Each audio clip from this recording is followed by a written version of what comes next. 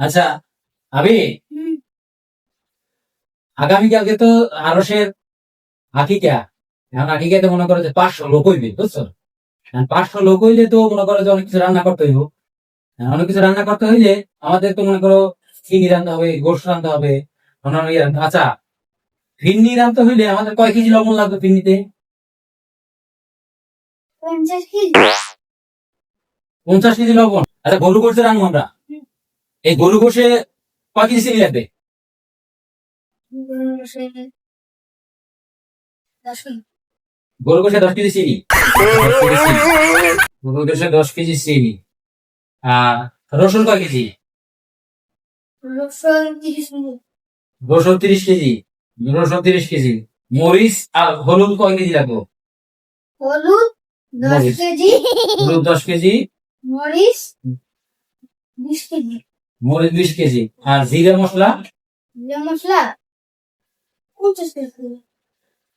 মানে গোশ রাঁধতে জিরা মশলা 50 কেজি। কারণ এত বড় খেতে লাগবে না। বড় হাঁড়িতে রাঁধবে, এই জন্য বেশি লাগবে না? 50 কেজি মশলা সব মিলিয়ে নাকি? তারপরে তোমার ডাল, ডাল তো রান্না করতে হইব। হ্যাঁ, ডাউলে কি চিনি লাগে? ডালে তো চিনি লাগে না, লবণ লাগে। লবণ, ডালে লবণ কয় কেজি দেবা? 50 কেজি দিয়ে অনেক মানুষ খাবে না। অনেক মানুষ খাইবে, এই জন্য ডাইলে 50 কেজি লবণ লাগবে। আচ্ছা আচ্ছা, ডাইলে 50 কেজি লবণ, মাংসে 50 কেজি চিনি, 10 কেজি চিনি। তারপর হচ্ছে পায়ে ফিরনিতে, ফিরনিতে 50 কেজি লবণ নাকি? আচ্ছা, তাহলে এদেরকে বসতে বা কিসে, চেয়ারে না টেবিলে? চেয়ারে বসতে দিব, টেবিলে খেতে দিবে। আচ্ছা আচ্ছা, মানে চেয়ারে বসে টেবিলে খাবে নাকি? আচ্ছা গুড। এখন ওই যে যারা আসবে তাদেরকে তুমি খাওয়াই দাওয়াই দিবা নাকি? খাওয়াই পরে 50 জন মানুষ খাবে, এখানে ফিনিট চাল দাও তো কেজি?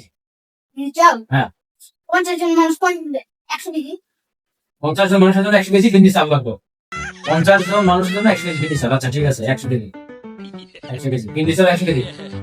আর হলো তোমার এই ঘোষ লাগবে কয় কেজি? ঘোষ গোশ মানুষ কিন্তু বেশি আছে, তার জন্য 50 কেজি।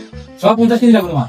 আর আপনাদের যদি কারো এরকম বড় অনুষ্ঠান করে, যদি আপনাদের রান্না করতে কি কি লাগবে, বড় ইনস্ট্রুমেন্ট লাগে, তাহলে আমাদের এই আবিদের কাছ থেকে আপনারা নিতে পারবেন। ঠিক আছে, ধন্যবাদ সবাই।